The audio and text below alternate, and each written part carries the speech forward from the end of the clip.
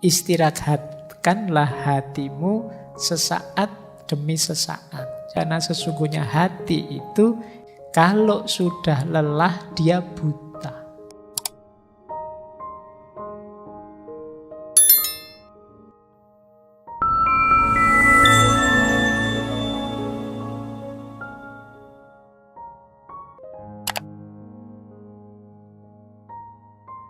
Assalamualaikum warahmatullahi wabarakatuh.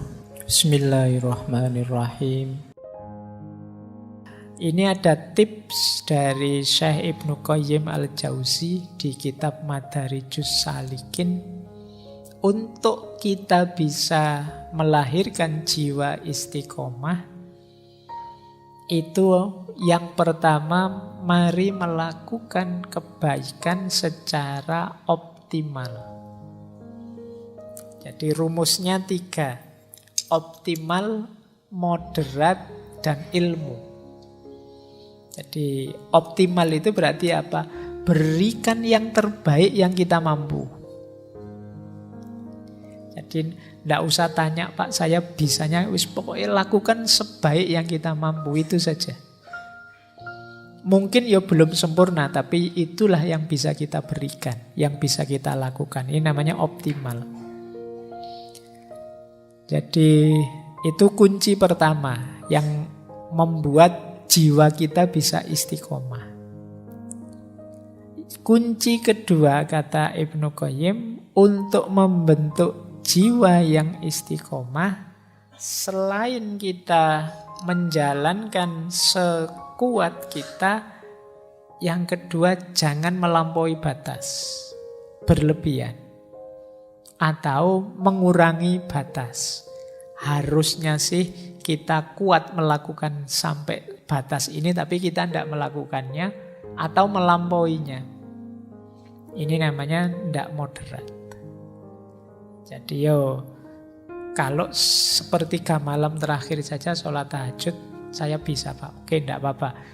Jangan dikurangi, jangan ditambahi. Nah, ini berarti pas. Ini memudahkan untuk istiqomah. Dan yang ketiga, ilmu. Ya tentu saja harus cocok teorinya. Jangan ngarang sendiri. Segala sesuatu ada ilmunya. Jadi membangun jiwa istiqomah itu, rumus pertama, berikan yang terbaik yang kita bisa.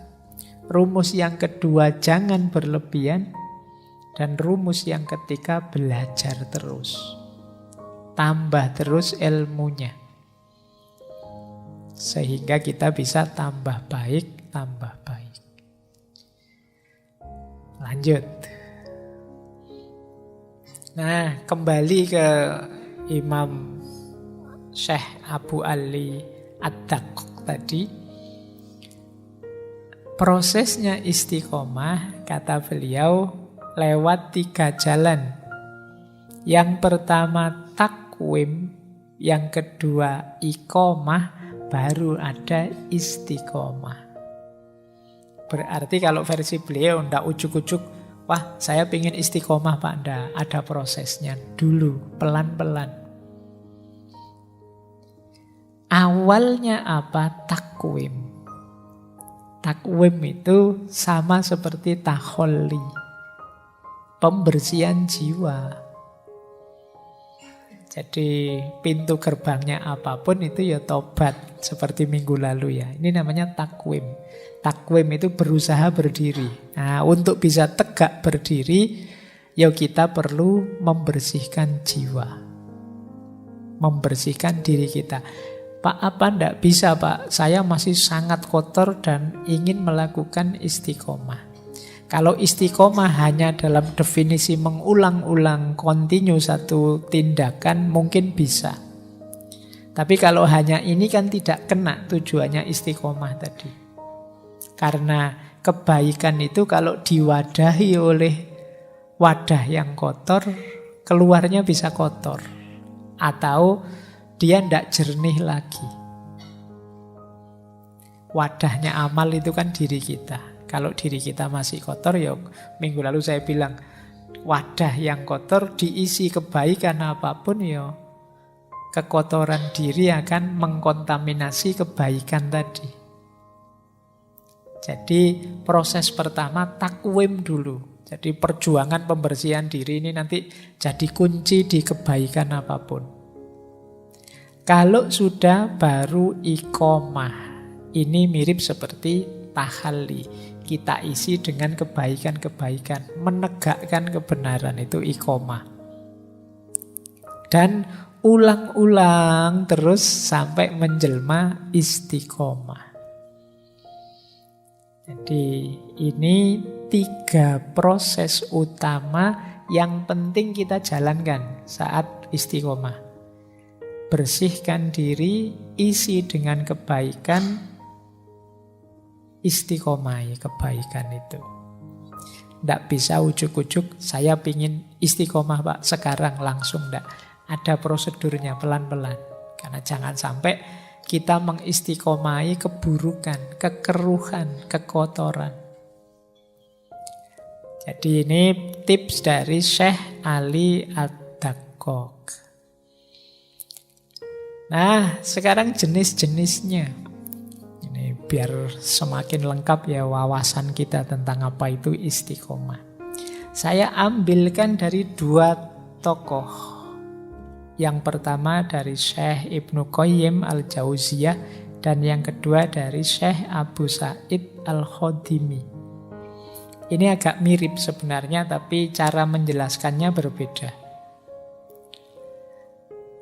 Istiqomah jenis pertama kata Ibnu Qayyim itu istiqomah dalam perkataan.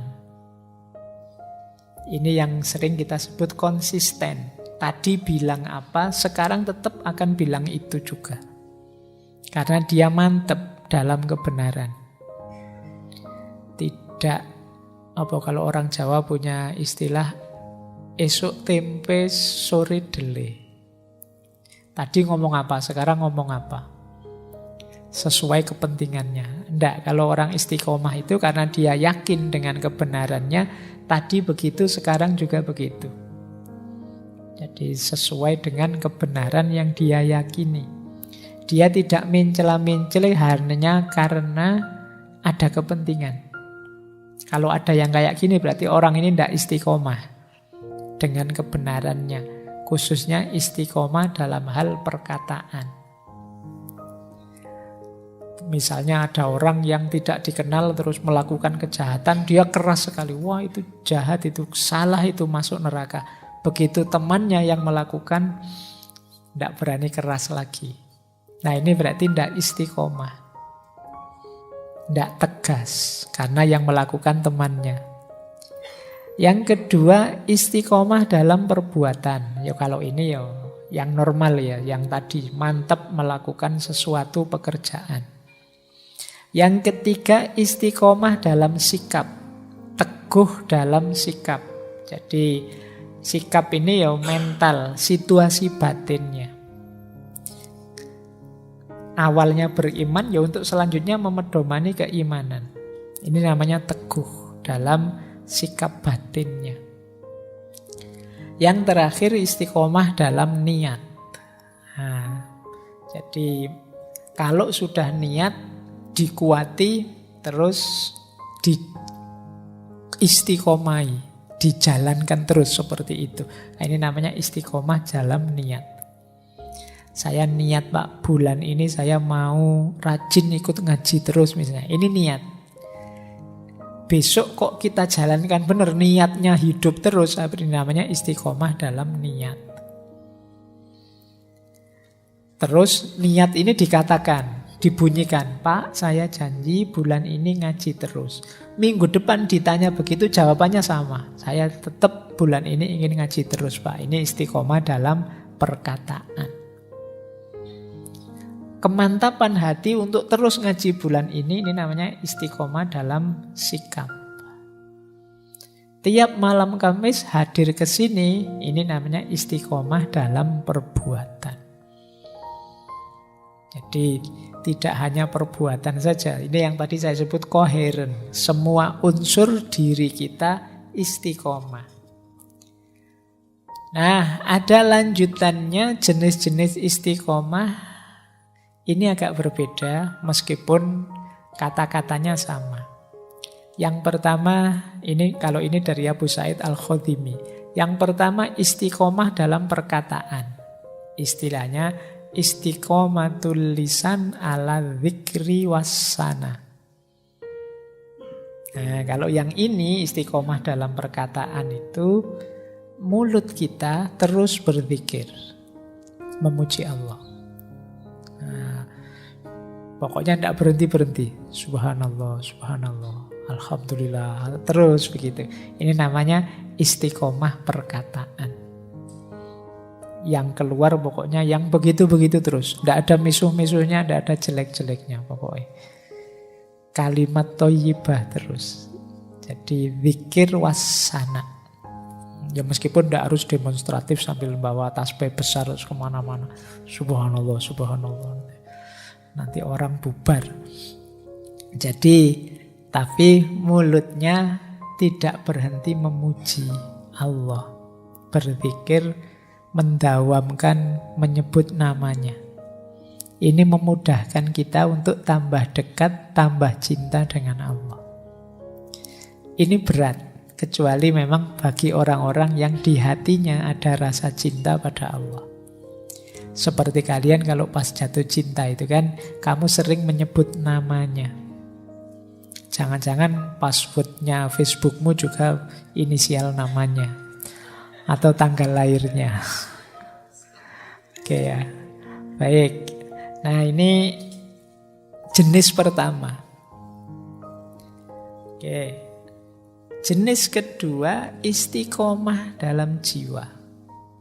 Istiqomahnya jiwa, kata Syekh Abu Sa'id, itu jiwa yang penuh rasa taat dan rasa malu. Istiqomatun nafas ala ta'ah wal haya. Yang ada di pikiran itu menjalankan perintahnya Allah dan malu karena Allah selalu melihat kita. Jadi rasa malu ini penting. Ini kalau di sufi makomnya namanya makom muraqabah, merasa Allah dekat dan selalu mengawasi. Ini namanya istiqomahnya jiwa. Mari jiwa kita istiqomahkan untuk selalu berada dalam kondisi taat dan malu di hadapan Allah. Ini jenis istiqomah kedua. Istiqomah ketiga, istiqomahnya hati. Ini istilahnya adalah istiqomatul qalb alal khauf war roja. Kondisi hati yang takut dan sekaligus berharap pada Allah terus menerus. Nah ini namanya istiqomatul qalb. Ada yang keempat, istiqomatur ruh. Istiqomatur ruh ala siddiq was sofa. Ini roh yang selantiasa sibuk dalam kebenaran dan kesucian. Menjauhi segala yang kotor, yang keruh, yang bohong, yang curang, dan lain sebagainya. Ini namanya istiqomatur ruh. Dan paling tinggi istiqomatus sir, yaitu istiqomatus sir ala ta'zim wal wafa. Jadi kondisi jiwa yang senantiasa, sir itu jiwa yang paling dalam, senantiasa mengagungkan Allah dan menepati janjinya pada Allah untuk menomorsatukan Allah dalam kehidupan. Ini namanya istiqomatus sir. Jadi yang paling luar perkataan, masuk sedikit ke jiwa, masuk lagi ke hati, masuk lebih dalam lagi ke ruh, masuk yang paling dalam sir. Jadi ini lapisan-lapisan jiwa kita. Kalau dalam tasawuf, semuanya perlu karakter istiqomahnya masing-masing. Oke, baik, ini nanti mungkin lain waktu kita jelaskan lebih dalam tentang level-level jiwanya manusia ini. Yang penting kita tahu tempatnya istiqomah itu ternyata luas dan dalam. Nah, ini membangun keistiqomahan. Kalau ini latihannya ya. Yang pertama ada pembiasaan, yang kedua ada perencanaan, yang ketiga ada tipsnya, strateginya. Untuk bisa istiqomah kita perlu membiasakan yang pertama penguasaan diri. Ini tidak gampang sebenarnya penguasaan diri. Kita itu biasanya lebih dikuasai oleh diri kita, bukan kita yang menguasai diri kita. Kita sulit mengontrol nafsu, kita sulit mengontrol ambisi, kita sulit mengontrol keinginan. Itu berarti kita tidak mampu menguasai diri. Perintah kita pada diri kita tidak ampuh. Itu menunjukkan kita tidak menguasai diri. Wahai diriku, mbok ya kamu itu rajin ngaji. Kok tidak ampuh? Itu berarti kita belum menguasai diri. Wahai diriku, mbok kamu itu jadi orang baik kayak yang di TV-TV itu loh misalnya. Kok tidak jalan, berarti kita belum menguasai diri. Berarti menyuruh istiqomah pun tidak akan dituruti oleh diri kita. Maka ayo latihan menguasai diri. Jadi sepenuhnya apa yang kita lakukan itu kita yang memerintahkan. Yang kedua sabar. Tidak mungkin orang bisa istiqomah kalau tidak sabar. Segala sesuatu ada prosesnya. Mari kita istiqomahi. Syaratnya istiqomah itu sabar. Diulang-ulang sampai mencapai keutuhannya. Yang ketiga, orang tidak mungkin istiqomah kalau dia tidak punya keberanian untuk memulai. Kalau tidak berani mulai, yo apa yang mau diistiqomahi? Mulai saja tidak berani. Yang keempat, tidak menunda.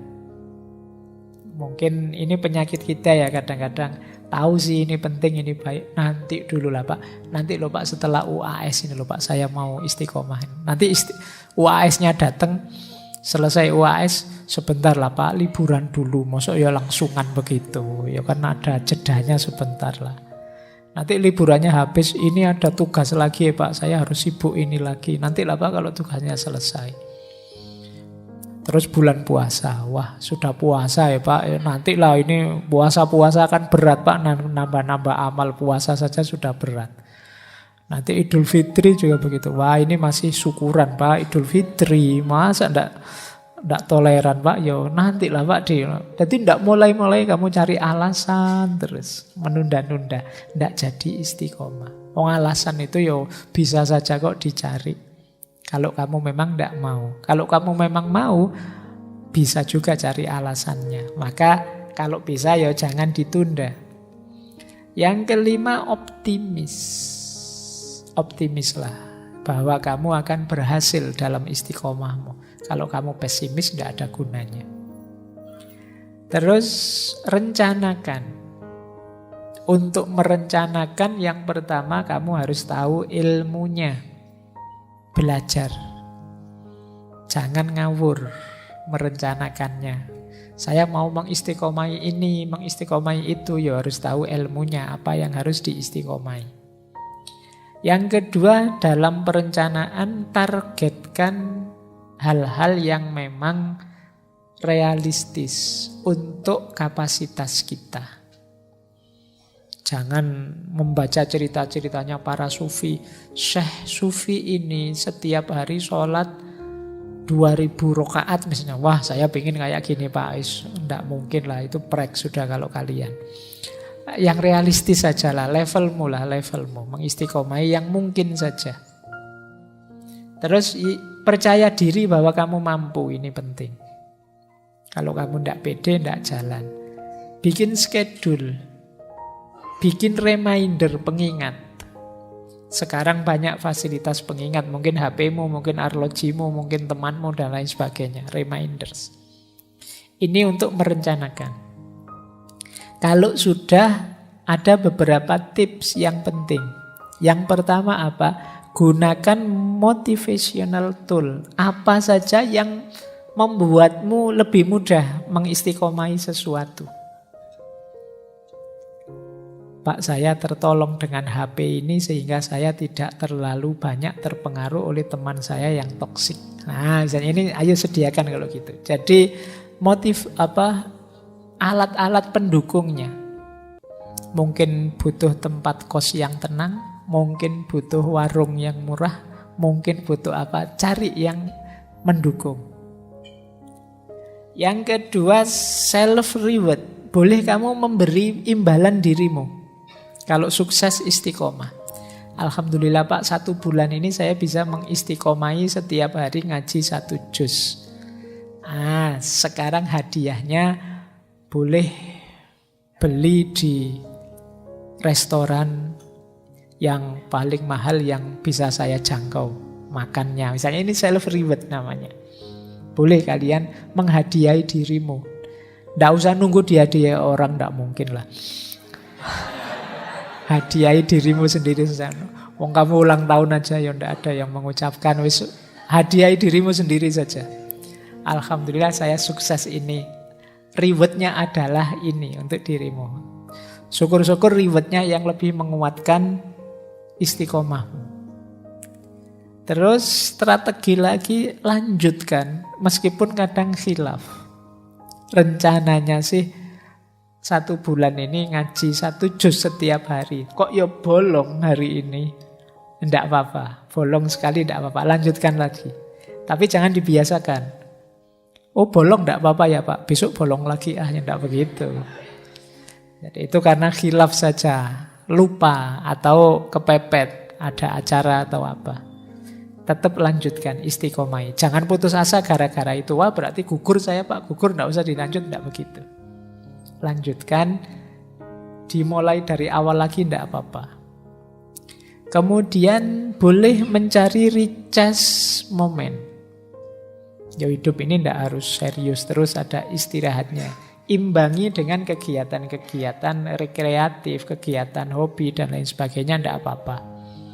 Jangan sepenuh waktumu isinya istiqomah semua. Yo, puyeng kamu bisa KO kamu ya. Nggak, ya nanti diimbangi dengan aktivitas santainya ada.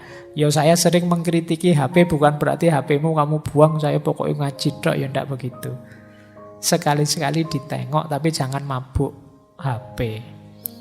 Jadi ini namanya recharge moment, penyegaran. Nanti ada dalilnya. Singkirkan pikiran buruk, hindari pengaruh buruk. Ini penting untuk membangun keistiqomahan. Saya lanjutkan. Nah, ini yang sering jadi musuhnya orang yang mau istiqomah. Bosan. Ngaji ini mungkin teman-teman yang sudah mati-matian mengistiqomahi banyak yang bosan. Bosan Pak ya ngajinya kayak gini-gini terus. Mungkin kamu sering diserang rasa bosan. Lawan rasa bosan itu kalau kamu yakin yang kamu lakukan kebaikan. Gimana caranya melawan rasa bosan? Pahami objek yang kamu bosani itu dari perspektif yang berbeda. Bosan saya Pak, temanku ini saja terus tidak punya teman yang lain. Ya kamu pahami temanmu dari perspektif yang berbeda, nanti bosanmu hilang. Kamu bosan karena kamu lihat temanmu dari sudut pandang itu terus selama ini. Nah kebaikan juga begitu. Kamu ulang-ulang terus, ya mungkin kamu bosan ngaji ini tadi. Misalnya kamu bosan, mungkin karena kamu lihat materinya. Bosan Pak materinya gitu terus. Yo sekali-sekali jangan lihat materinya. Lihat temenmu yang hadir di sebelah-sebelahmu itu mungkin kamu semangat ngaji lagi. Atau lihat kopinya ya. Atau lihat takmirnya. Atau lihat apanya. Itu kan bisa penyegaran. Kamu tidak bosan lagi. Kamu nonton sini terus kan bosan. Yo sekali-sekali nonton ke sana, yang sana nonton ke sini kan lebih seger. Nah itu ganti perspektif namanya. Kuliah misalnya bosen Pak ketemu dosen itu lagi 4 tahun loh Pak. Misalnya, ya salahmu sendiri kamu fokus ke situ terus. Wong yang lain juga masih banyak yang enak dilihat selain dosennya. Jadi ini namanya ganti sudut pandang. tapi jalan terus yang diistiqomai, meskipun dengan perspektif yang baru. Imbangi dengan me time. Tadi ya, olahraga, rekreasi, hobi, tidak apa-apa, ya jangan serius terus. Untuk mengurangi bosen, enak kalau ada teman yang bisa berbagi, mungkin minatnya sama, yang diistiqomai sama. Nah, ini lebih meringankan dalam kebosanan. Coba ngaji ini 1:1, yang ikut ngaji 1 sama saya saja, itu mungkin dia kalau sudah bosen mungkin dia tidak datang lagi. Tapi kalau banyak teman gini kan enak, saling curhat, saling ngomong. Kamu bosen ya? Iya saya bosen. Tapi kan sebenarnya kita tidak boleh ya bosen kayak gini. Iya ya, yuk ayo. Lalu kan enak. Kalau ada teman enak, kamu bisa saling membantu, saling menguatkan. Terus mengistiqomai hal-hal positif agama ya lebih enak lagi kalau kita berkumpul dengan orang-orang di frekuensi yang mendukung. Makanya istilahnya berkumpul dengan orang-orang soleh. Frekuensinya sangat mendukung istiqomah kita. Dan tentu saja ayo menjaga dari pengaruh yang mengeruhkan. Jadi hal-hal yang negatif yang menghalangi istiqomah. Terakhir tentu saja berdoa. Ini yang bisa mengatasi rasa bosan kita. Ini contoh doa ya, ini doanya aulia, dulu pernah kita bahas, Syekh Hasan Al-Basri. Ini doa dari beliau meminta istiqomah. Allahumma anta Rabbuna farzuqnal istiqomah. Ya Allah, Engkau Tuhan kami, maka berilah kami rezeki dalam bentuk istiqomah. Nah ini kalau wali ya yang diminta ini. Kalau kalian kan minta nilai, minta kaya, minta jodoh. Kalau ulama mintanya istiqomah. Karena beliau tahu pentingnya istiqomah. Maka meminta istiqomah. Lanjut, saya loncati ya. Ini ada contoh ilustrasi hadis tadi loh. Bahwa hidup ini jangan kaku terus. Ada momen-momen kita ya istirahat. Ini hadis ini ada, ini boleh dicari di Sahih Muslim. Cerita seorang sahabat namanya Hamdullah. Hamdullah ini yo serius ingin menjalankan agama. Cuma beliau ini mengeluh begini. Satu ketika beliau mendengarkan Rasulullah ceramah cerita tentang surga, neraka. Wah itu waktu pengajian itu saya harus serius menjalankan agama. Tapi begitu pulang ke rumah, asik dengan anak, dengan istri, tekad yang luar biasa tadi ya agak kendur. Dalam keasikan hidup normal, tidak di masjid. Nah ini menggelisahkan bagi Hamdullah. Terus dia mengadu. Pertama dia ketemu Abu Bakar. Wahai Abu Bakar, saya kok merasa begini ya. Padahal pengen serius loh. Tapi kok ya begitu ketemu anak istri, kalau kalian mungkin begitu ketemu teman nanti pulang ke kos-kosan ya kumat lagi aslinya. Nah mengadu, kata Abu Bakar, loh iya saya juga kok begitu ya. Ayo kita tanya saja pada Rasulullah. Nah begitu tanya pada Rasulullah, jawabannya Rasulullah, wahai Hamdullah, itu yang saya kasih tanda kuning itu saatan-saatan. Saatan-saatan itu segala sesuatu ada waktunya. Tidak apa-apa kalau waktunya santai ya santai saja. Waktunya main game ya main game saja. Tapi waktunya mengistiqomai amal baik tadi ya jalankan yang serius. Jangan serius terus. Kalau serius terus ya itu seperti hadis Aukamakol yang di paling bawah itu. Rawihul kuluba sa'atan ba'da sa'atin fa innal kuluba idza kallat amiyat. Istirahatkanlah hatimu sesaat demi sesaat. Jadi ya serius terus istirahat, ya serius terus istirahat. Kenapa begitu? Fa innal kuluba, karena sesungguhnya hati itu idza kallat amiyat. Kalau sudah lelah dia buta. Hati itu kalau sudah lelah sampai puncak kejenuhan, puncak kebosanan, itu kan tidak jernih lagi. Maka ayo yo serius, tapi nanti ada istirahatnya, ada mainnya sebentar, rekreasinya sebentar, tidak masalah.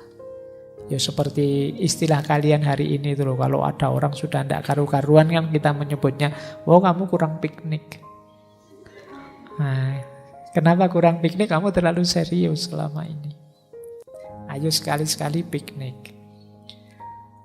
Baik, ini contoh tadi ya, bahwa memang perlu me time, perlu waktu tertentu untuk kita menikmati hidup ini biar kita juga bisa bersyukur. Nah, kalau diringkas ini, jalan kita untuk bisa kuat istiqomahnya, yang pertama, kita harus paham tujuannya, set goals. Yang kedua, stay fokus, jaga fokus terus-menerus. Yang ketiga, do not procrastinate, jangan ditunda-tunda. Yang keempat, share, biar tidak apa-apa orang tahu target-target istiqomahmu. Tidak apa-apa temanmu tahu bahwa saya ini ingin rajin Senin Kemis sekarang. Saya ini setidaknya temanmu yang tahu tadi jadi penyeimbang. Siapa tahu kamu lupa khilaf. Loh katanya mau Senin Kemis malah pagi-pagi ngajak sarapan misalnya. Nah kan ada teman. Kalau kamu tidak cerita tadi kan dia tidak tahu. Maka share goal, tidak apa-apa. Bareng-bareng kalau punya sahabat kamu berbagi. Yuk kita bareng-bareng mengistiqomahi ini. Misalnya saya target tiap pagi nulis misalnya. Kalau teman tahu kan enak. Habis subuh jangan tidur. Tadi katanya mau nulis. Terus stay positif. Optimis lah. Dan self reward. Tidak apa-apa kamu beri hadiah dirimu kalau sukses. Dalam jangka waktu tertentu. Oke. Nah ada booster, ada blocker. Boosternya tentu saja untuk bisa istiqomah kita perlu ilmu, kita perlu ikhlas, kita perlu warok. Warok itu terjaga dari hal-hal buruk. Kita perlu qanaah, mental ridho menerima apapun jatah kita.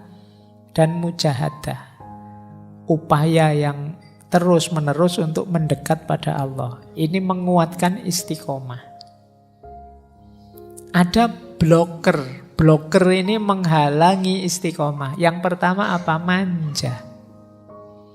Tidak tahan banting. Ada kesulitan sedikit saja bubar istiqomahnya. Ini namanya manja. Cengeng. Nah, mungkin badannya gagah tapi cengeng. Ada godaan sedikit terus bubar istiqomahnya. Ini kalau orang manja ini ya harus ditanggulangi. Yang kedua lalai. Lalai itu cuek. Nah, cuek juga akan jadi blocker. Disuruh istiqomah, Allah suka-suka saya lah. Lalai ini namanya. Ada lagi yang ketiga, kelihatannya sibuk luar biasa tapi tidak ada artinya kesibukannya. Hal-hal yang tidak penting semua. Jadi ini banyak teman-teman mungkin coba dicek ya. Mungkin banyak kesibukan kita, sibuk sih. Mau diajak ini, wah tidak bisa saya sibuk, tidak bisa saya sibuk. Sibukmu apa? Ini loh sudah mau naik level gameku ini terus-terusan. Ini coba deh, jangan-jangan waktu kita habis untuk hal yang tidak penting. Ya, jadi terus overthinking. Mikirnya dalam sekali Pak, ini saya mau mengistiqomai ini. Apakah kalau sudah saya istiqomai pasti Allah ridho Pak kalau saya Pak gini. Seandainya istiqomah saya tidak diterima, jangan-jangan malah saya sia-sia juga. Mikirnya dowo, orang melaku-melaku. Overthinking. Nah ini juga akan jadi blocker. Dan tentu saja akan jadi blocker istiqomah kita, dosa dan maksiat. Dosa dan kemaksiatan akan menghalangi kita untuk bisa istiqomah, menggelapkan hati. Tadi sudah dijelaskan, kalau hati yang gelap tidak bisa diisi dengan kebaikan. Ingat-ingat, kalau bisa mari mengistiqomai perbaikan, tidak sekedar kebaikan. banyak orang yang bukan salah kita mengistiqomai kebaikan itu, tapi hidup ini idealnya kan tambah baik, tambah baik. Kalau kemarin bisanya puasa hari Senin saja, ini kan kebaikan. Besok saya bisa Senin dan Kamis, ini namanya perbaikan. Yang seperti ini jangan dituding, wah kamu ndak istiqomah, kalau Senin ya Senin saja terus. Enggak. Jadi istiqomah itu ya mengistiqomai perbaikan, tidak sekedar kebaikan. Lanjutkan istiqomahkan perbaikan diri yang terus menerus. Kemudian istiqomah itu habituasi dan revaluasi, tidak sekedar repetisi. Tidak sekedar mengulang, tapi ada habituasi, menumbuhkan habit karakter. Sehingga mengakar mendalam dalam dirimu. Berarti apa? Laksanakan secara serius mendalam. Sehingga jadi karakter. Jangan dangkal saja. Iseng saja, tidak serius. Itu mungkin kelihatannya istiqomah, tapi sebenarnya cuma mengulang saja. Repetisi. Dan revaluasi, belajar terus dinilai terus perbuatanmu. Apa memang pas begitu? Jangan-jangan yang kemarin sudah benar, tapi ada yang lebih benar lagi. Ada yang lebih utama, lebih baik. Ini namanya revaluasi. Jadi istiqomah itu habituasi dan revaluasi, tidak sekedar repetisi. Nah, terakhir saya tutup dengan cerita. Ini cerita Syekh Abdul Qadir Jailani. Ini pengantar untuk minggu depan. Hubungannya istiqomah dengan karomah. Suatu ketika Syekh Abdul Qadir Jailani ini bicara di depan murid-muridnya, wahai murid-muridku, Jumat besok aku akan menampakkan pada kalian karomah terbesarku. Wah, ini kan luar biasa. Kalau teman-teman membaca kisahnya Syekh Abdul Qadir Jailani ini kan karomah-karomahnya banyak sekali. Nah, beliau bilang seperti ini, terus murid-muridnya penasaran. Ini berita ini menyebar kemana-mana, semua orang ingin tahu. Maka Jumatannya jadi rame sekali. Jumat itu banyak orang datang ke masjid. Nah, terus ya seperti biasa ritual-ritual ibadah Jumat, Syekh Abdul Qadir setelah Jumatan selesai beliau naik mimbar. Kemudian tanya pada hadirin sholat Jumat, beliau tanya, apakah kalian sudah melihat karomahku? Ya mereka belum lihat apa-apa. Tiba-tiba ditanya, ya mereka bilang, loh kami tidak melihat apapun. Ya biasa saja, ini kita masih baru selesai sholat Jumat.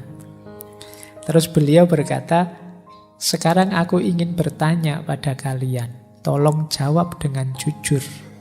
Apakah kalian pernah melihatku meninggalkan sholat fardu? Ya, mereka menjawab tidak pernah. Pernahkah kalian melihatku meninggalkan puasa Ramadan? Tidak, jawab mereka. Pernahkah melihatku berbohong? Pernahkah kalian melihatku mengambil haknya orang lain? Pernahkah kalian melihatku bergunjing? Mereka juga menjawabnya tidak. Apakah sholat yang aku kerjakan berbeda dengan sholat yang Rasulullah kerjakan? Tidak. Apakah khutbahku berbeda dengan khutbahnya Rasulullah? Tidak. Terus diakhiri oleh Syekh Abdul Qadir Jailani, itulah sesungguhnya karomah terbesarku, yaitu istiqomah. Makanya istiqomah itu khairun min alfi karomah. Mungkin yang saya sampaikan malam hari ini sebagian besar teman-teman sudah tahu. Sejak dulu bahkan tahunya. Yang belum itu prakteknya. Ya, maka yuk setelah ini, yuk pelan-pelan, bertahap, diawali dari yang paling mudah, yang paling mungkin kita jangkau. Kemudian juga seperti dawuhnya Rasulullah tadi, saatan. Jangan ambisius. Pelan-pelan dan semoga tambah lama tambah baik, tambah baik.